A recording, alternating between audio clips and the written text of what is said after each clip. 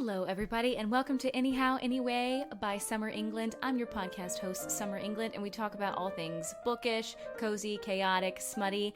And today we are going to have a podcast of your own making. You're welcome very much, because we are doing a Q&A today. I asked questions over Instagram, and many of you had a lot of questions that you wanted me to answer, so we are going to do that today. Now, an overarching one I'm just going to get out of the way. Well, one before all of that. I'm coming at you after seeing baby deer in my backyard, and that's really exciting, so I'm in a really good mood. I would say that this podcast now has good luck over it, whether you believe in witchcraft or signs from the universe or simply nothing at all because you have a meaningless existence, then that's totally fine. I'm coming at you with deer having blessed this, so take with that what you will.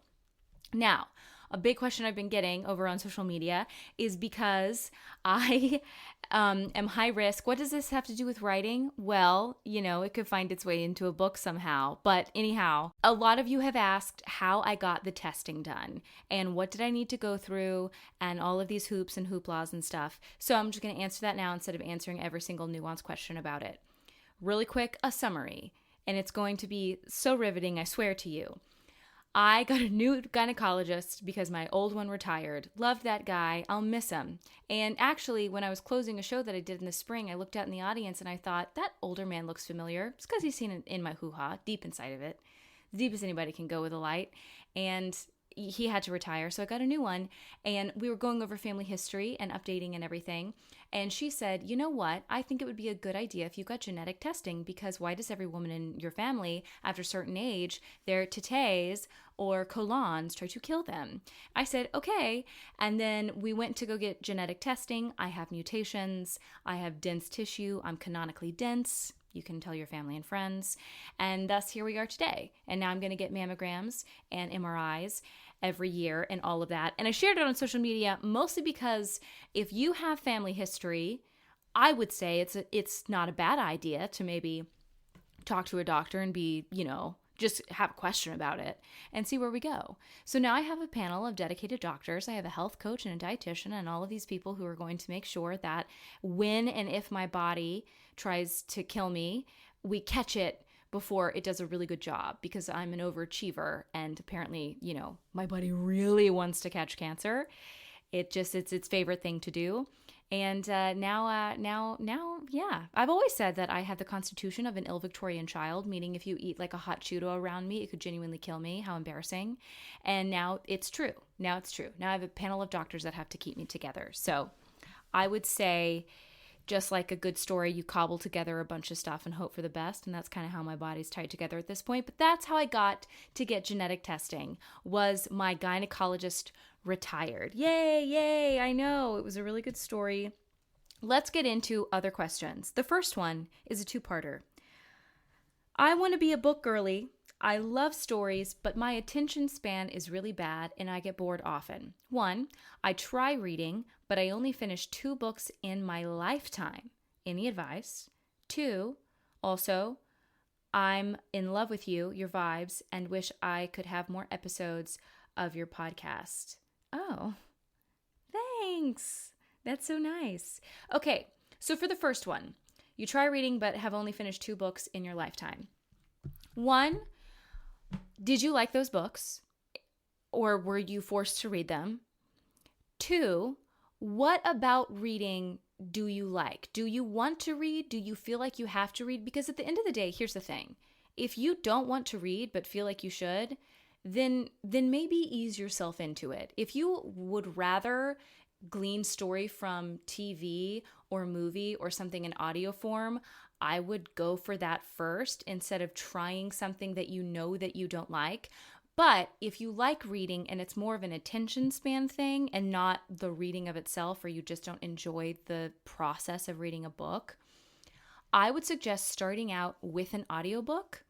I don't know how your attention span works, but for me, sometimes when I have difficulty paying attention to something, if I can do something with my hands or I can do something with my body, I can more easily listen to my aural surroundings. And so one of the reasons why I like audiobooks so much is because I can be driving, or I can be cleaning my house, or I can be knitting or something, and I can actually focus on the story a lot better that way than if I'm just sitting and reading.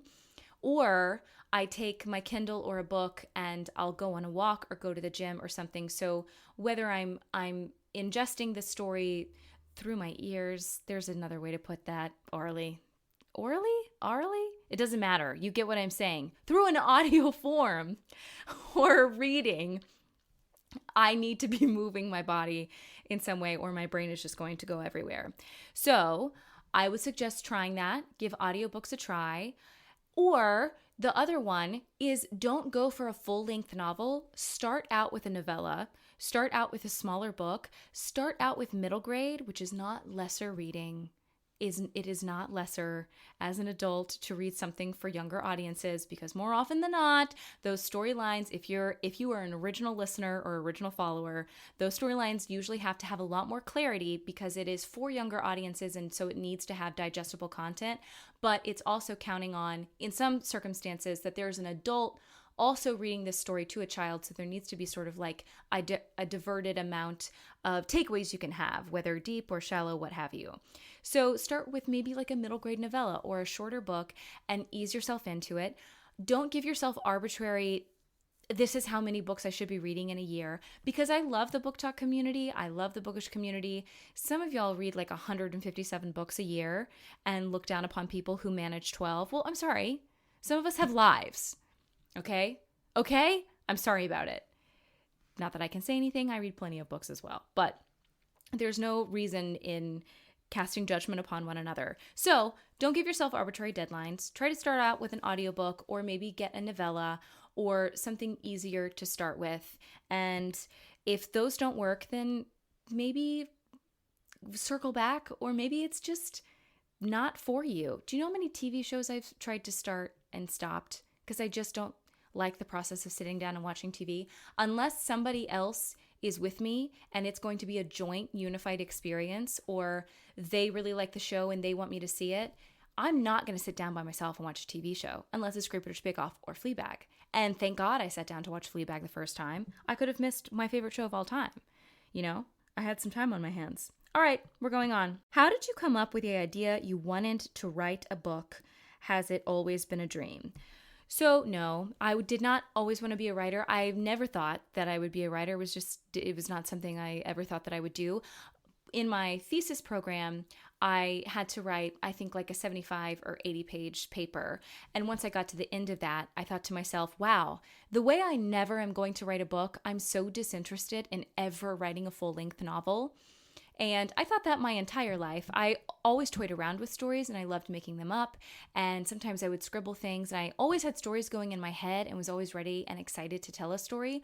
But never once in my life did I think, you know what, I'm going to sit down and I'm going to write a 416-page book, which is how long The Impossible Garden of Clara Thorne is. Pre-orders are open. Shameless plug. Anyway, back to the original question. How it came about, and I've told this story before, but I'll tell a summarized version of it, is that I started telling stories on TikTok, and from there, several literary agents reached out to me and said, hey, would you like to make this story into a book? And I was really disinterested in doing that because I didn't want it to seem like the stories I was telling were not the truth, or I was just doing it as a marketing gimmick for a future book I was writing, because I had no intention to write it.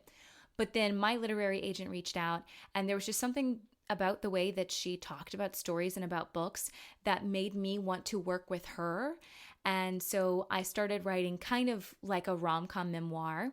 And from that process of writing, kind of cutting my teeth on writing out my life, I got the idea for The Impossible Garden of Clara Thorne. And I was also working at a garden at the time.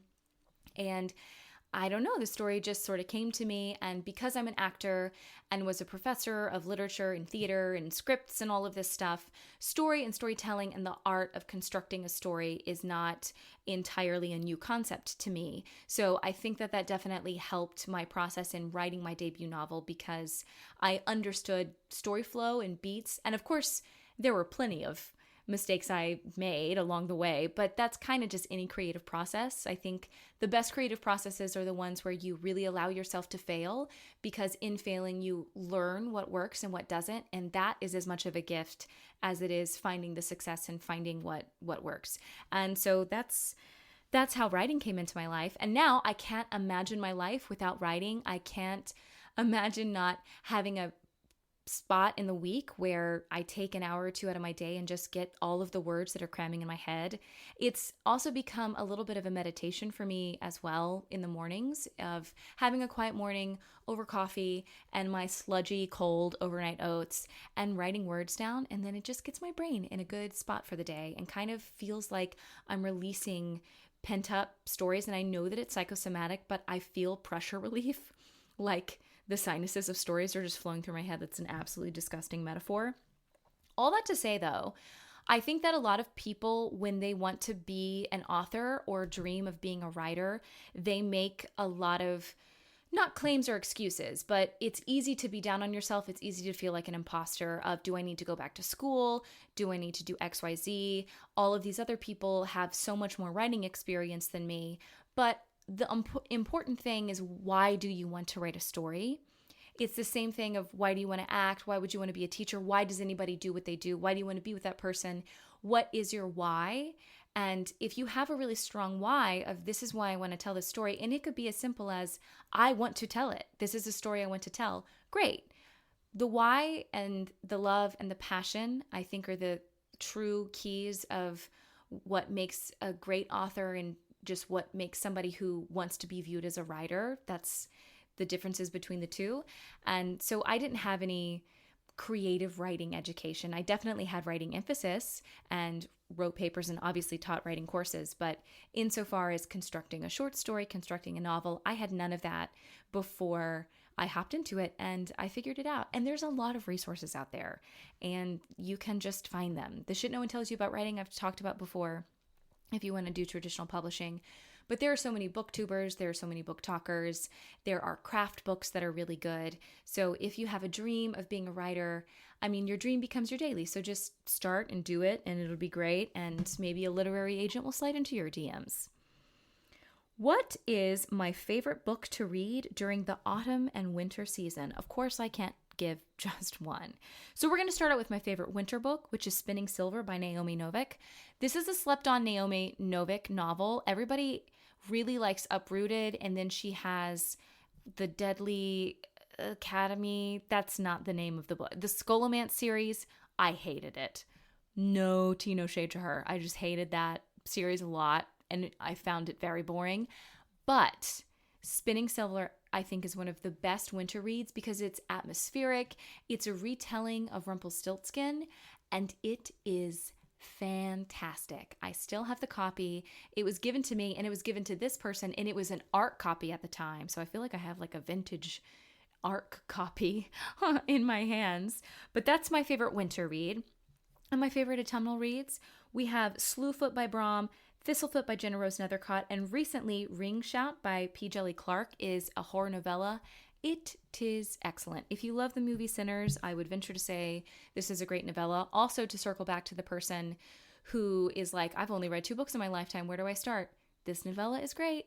It's very fun. It's great writing. I would say it's a good introduction to horror as a genre, but also novellas in general. So, if you're looking for a specific book rec. What are my favorite movies to watch during the autumn-winter season? Okay, well, obviously I have several, and I also put TV shows in here. First and foremost, When Harry Met Sally, what are we talking about? I've talked about this ad nauseum. I will say it again. When Harry Met Sally, it's just an elite autumnal movie. It's autumn in New York, and New York is already autumn-coded. Have I ever been there in the fall? Actually, yes. Now that I think about it, I have. So I'm allowed to speak on it. And it's beautiful. I was only there for 17 hours. Totally worth it. Then we have TV shows. Over the Garden Wall, come on. If you've not watched that, then what are you doing here? What the correlation between the people who listen to this podcast and the people who know about Over the Garden Wall is a scientific A to B. It's the only exact causation that we have. So I am assuming that you all have at least seen it or heard of it. Gilmore Girls, duh. Then movies, back to it, Halloween Town and Practical Magic. But then one of my favorite winter movies is actually a rom-com starring Kate Beckinsale and John Cusack called Serendipity, also in New York. And it is one of my favorite Christmas movies because it sort of-ish takes place at Christmas, and it definitely features snow. And it's fantastic. And you can still go and get the frozen hot chocolate at that cafe that they met at, and not enough people know about serendipity. There is a blight, a plague, if you will, of people who have not watched 90s and early 2000 rom-coms. The amount of people who haven't seen The Notebook, the amount of people I've been on a walk with and it starts pouring rain and I say, I wrote you 365 letters. What? I wrote you every day. What do you want? And they're like, huh? Okay, well, we're not friends anymore, so let's just leave that at that. Those are my favorite movies, okay? And TV shows. What was my homeschooling experience? Well, buckle up. No, I'm not going to go in depth. Awful. I hated it. You know, I always really am so enamored by people who like their homeschooling experience. And I've met some parents recently who homeschool their kids. And the reason that they do it is for their kids to get a more vast array of education. And it just goes into my theory about homeschooling. I think that there are two modes of homeschooling. The parents that want to narrow the scope of the secular experience of their children via how they receive their education, and the parents who want to broaden the educational and lived experiences of their children, thus through homeschooling and education and exposing them to more opportunities. I was in the first, meaning I was homeschooled because of Christian values, and my parents wanted to ensure that I was only ever surrounded by people who thought like they thought and who had the same values and who had the same teachings. So our science books were all creationist based. I did not learn about evolution as a concept until my sophomore biology class in high school. And before that, it was all just kind of like a regurgitation of the Bible, featuring some words like osmosis and such. And we wonder why I'm so bad at science. Yeah, it's the Bible's fault. It's not because I'm genuinely dumb.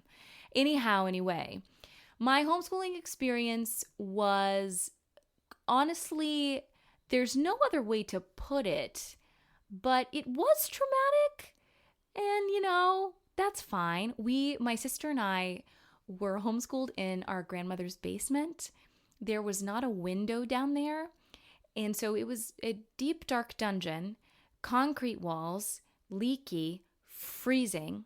She wouldn't let us run the heater because she believed that kids needed to get like a thicker skin, and that back in her day they were, taking horses and walking 8 miles to school. And, that really set her up for a life where she was in a despondent marriage and never did anything. So I guess we needed to do something similar.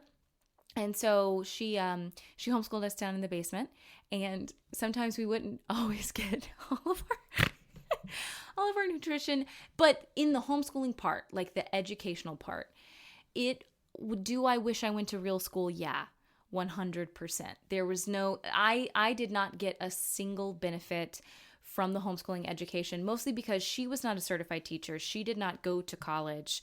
Like, there was nothing about her experience as an educator that was going to be fruitful for us. She was learning as she went, but she was doing so in the name of God, which really eschewed how things were going. And so my sister and I were mostly self-taught, which was really not good because I have my numbers get switched in my brain. So I didn't have a teacher to catch that from an early age. So once I got to high school, and oh my gosh, once I got hired in customer service and had to count through the drawers, I would miscount it every night, and the numbers would get jumbled in my head because of dyscalculia, which is like comorbid with ADHD, autism, and all that stuff. Remember, I'm a receptacle for all whatever. So I was having struggles with that as a kid, but because it was with somebody who wasn't like a trained educator, but also like a kind of a hyper controlled person, it was just sort of, you would just get in trouble for bad grades, or you would get privileges taken away, and there wasn't like a healthy separation of church and state. However, on the flip side, it made my sister and I really close and really made us figure out what we liked about school. And because it was our everyday, and because it was really a difficult experience, I think it gave us the opportunity to find silver linings, which sounds very dumb, but it really did. It honed in us sort of the skill to like have the inability to stay knocked down for too long, like try to find the hope to a fault, which can be very annoying to ourselves and to others, because whenever anybody's going through anything, it's like, okay, solution. Come on, let's find a solution. There can be a happier moment than this. There can be this, because in the basement as children, we were like, all right, we make our own sunlight or we exit our mortal coil down here. You know what I'm saying? And so we really honed our humor. It's where we found a love for Cats by Andrew Lloyd Webber, a musical that we would take absolutely no any type of negative commentary.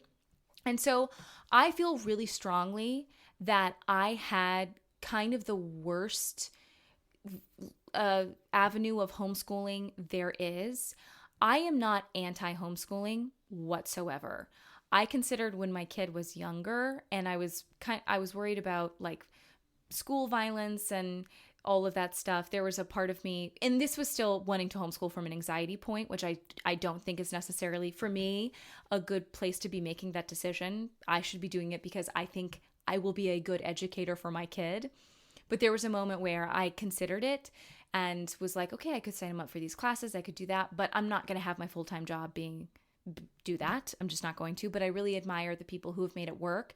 And I've met a lot of homeschooled kids that had a fantastic time, and they are more well-rounded and well-adjusted. They have a great flourishing relationship with their parent, and they don't have some weird relationship with the education system or with education. I think it can be a really beautiful experience.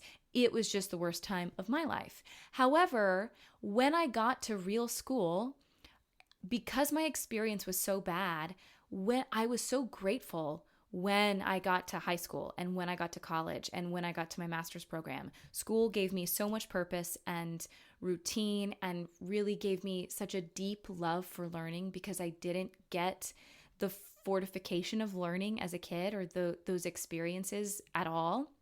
And so to fall in love with learning when I was a teenager, I think really changed my life, because I still am that way today. Of you can always do something and figure it out and do it yourself, kind of like with writing. And if I had not had that, terrible time in the basement, I don't think I would, I doubt that I would be that person, because I would have always had those experiences. So anyhow, that's not me saying all homeschooled kids are like that, but there are some. Okay. Are you more a discovery writer or an outliner? So I do for my first book, and then for the other two that I wrote, which hopefully one of them will see the light of day, the other one will not. I did the 5-sentence method by Rebecca Thorne, which is basically just guideposts of figure out whatever genre of book you're writing in, figure out what the commercialized word count is for that, and then do some math. So at the 5% mark, you need to have this thing happen. At the 25% mark, because we as humans have natural rhythms inside of us, and we can pretty easily tell when something is going too slow, or, okay, I think this thing should happen, or what have you. And so it's kind of like a guidepost-based reading or writing practice or philosophy that is just encouraging you to not just, write 50,000 words to no end, but give yourself some guideposts. And so that's what I did, and I liked to do the discovery along the way, and I still adhere to that. However, now that I have an editorial team, this most recent book that I'm currently writing, I did do an outline for that one, and that one wasn't like a bullet pointed outline. It was like a miniature book of the book, and I really enjoyed that, and I'm going to see, and I will report back if that helped. And I think that it will, because it sort of nailed down some emotional arcs that really easily could have gotten lost in the sauce of me trying to figure out where the plot was going. And so now I have a rough draft of where the plot's going, the emotional arcs, and then once I'm drafting, I can keep those in mind and still be sort of fussing around with the internal arcs, which will hopefully make the developmental edits a little bit easier or more fruitful, in that we can start getting into the nitty-gritty rather than sort of fixing some overarching themes. But for the most part, I'm a discovery writer. I don't do chapter outlines. I don't do any of that, because I do like feeling it out as I go, and it's sort of how my brain works anyways, I want to be discovering because I want the reader to feel the same way, of walking into a room and meeting new people, and I don't want that to have been pre-planned. And maybe one day I will, but that is not now. Okay. How did you come up with the idea you wanted to write a book? Wait, that's a repeat. Everybody, hold on. Beep, boop, beep, boop. Okay. How do you balance word count goals with plot progress goals? I kind of don't worry about the word count versus the plot progress. I think it's just I already give myself enough arbitrary deadlines. I try to get 2,000 words a day in. Usually I can do that in 90 minutes to 2 hours, sometimes less, sometimes more. That's my baseline I really like to do so that I can get that first draft on its feet pretty quickly. That goes back to the 5-sentence method of sometimes what I don't want to happen is, hey, I've gotten 10,000 words in and then nothing's happened in the scene. So I want to make sure that in those 2,000 words, I have kind of given myself a beginning, middle, end. What I really focus on when I'm drafting a novel is when I sit down for the writing session, I either want to be finishing a chapter or finishing a scene and not just leaving it open-ended. And so sometimes that's within my word count, sometimes it's a little bit outside of it, but that's kind of how I keep those two balanced. Tips for balancing writing with life responsibilities and wellness. I mean, like anything in your life, a routine is really hard until it becomes a habit, until you've done it so much that when you don't do it, it feels like something's missing. And when you start writing, the more you have in your life, so if you have kids and a full-time job, all of that jazz, that's going to be difficult. But even if you don't have all of that, starting anything new and sitting down to do something for the first time is going to be difficult. It's okay that it's difficult. It's okay that it's frustrating. It's okay that it's going to be a learning process. Because one thing that I tell students, that I've told students, I've told actors, I tell myself, I tell everybody, writing is a practice of self-awareness. It's also a lot of data collecting for yourself. If you've not been a writer or any type of creator before you sit down and write your first novel, you're going to be learning a lot about yourself and what your creative process is. And so that's also going to have to be a part of your routine as well, of either getting over your mental hurdle for the day or just figuring out what is successful to you as a writer, because it took me a year to figure out that I can slam out 2,000 words a day, but to make sure that I need to do that within a scene and a chapter. And I gave myself that time, and I'm glad that I did. Was there failing and frustration in there? 100%. I mean, that's just going to be life in general. But I try to make it a priority. I also know logistically, my brain works better in the morning. The stories are just there. There's less of the day sort of pressing in. I have the most energy. I just slept. If I don't get writing done in the morning, I'm probably not going to get much done for sure in the afternoon. Sometimes my afternoon writing I can only really do once the book is super on its feet, or I just opt for something else. So you need to learn what time of day writing works for you. And sometimes, like if your children are really young, sometimes that's going to be around their bedtime or maybe when they're napping or what have you. And I understand having to be malleable. But at the end of the day, I think it just comes down to writing sometimes needs to be a non-negotiable. If you really want to be a writer, if you want this to be your career, if you have an editorial team or you don't, or you're trying to self-start, then it just has to be a non-negotiable for your day.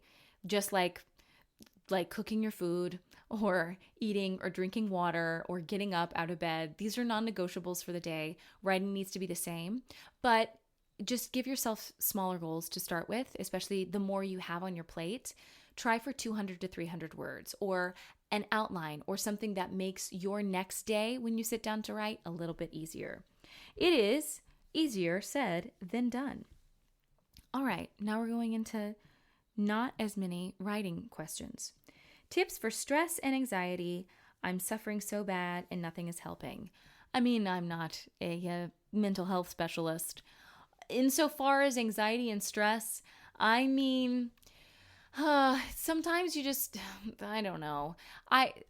Whenever I experience those, I know that eventually they will pass. sometimes I forget that they do, because in the moment it feels so overwhelming and all my thoughts feel like facts, and I can come to such abrasive conclusions about things and really be just seconds away from making a bad decision or a conclusive decision on conclusions based on anxiety. And it's hard and I spiral out. However, there are some things that help me when I'm in that, namely getting out of the house, going to get a little coffee, going to write somewhere, going on a walk, moving my body. But there are some days that are kind of debilitating. I just had those a few weeks ago. I had a really bad anxiety week, and sometimes it's frustrating because I won't understand what triggered it, and I'm so annoying in that I want to figure out, okay, exactly what went wrong and how it went wrong and how to prevent it and how to fix it. And then I stress myself out even more. I mean, as I'm talking about it, I'm stressing myself out. I had my meeting with my health coach today. She said, "Are you stressed?" And I said, "I am, but it's not a stressor I can take out of my life unless I want to take myself out of my life." She laughed really hard. She was like, "No, but why are you stressed?" "No, Cheryl, it's because I stress myself out. I really do. Stress and anxiety are tough. They are. Therapy's great, medication's great, and sometimes you can't have access to all of that nor take the time for that. But finding any little thing that lessens the load.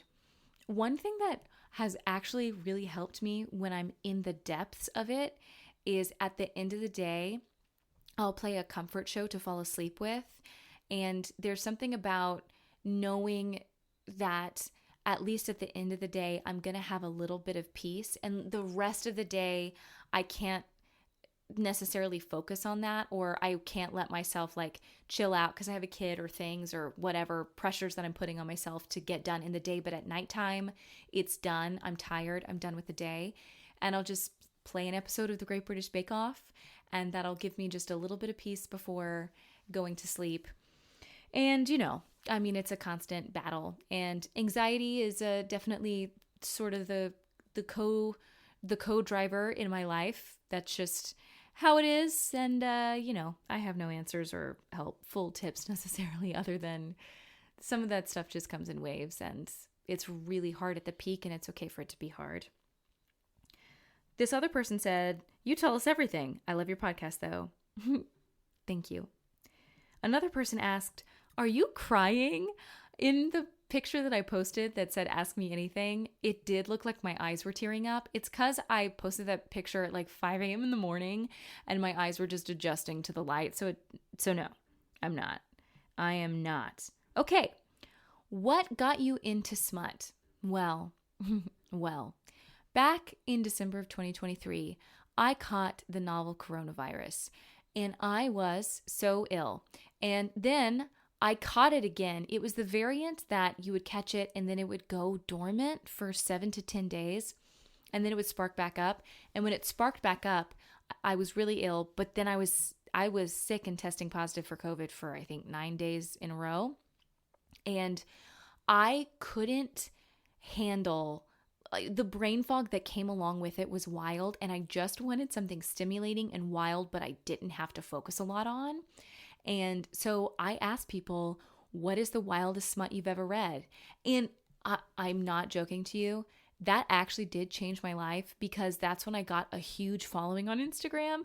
Because before that, I had like it was just personal friends and some people who knew me from TikTok who translated over to Instagram, but it was like 5,000 people. Maybe I started off in December 2023, and I posted a smut review of Morning Glory Milking Farm, and I got like 100,000 followers in just a few weeks.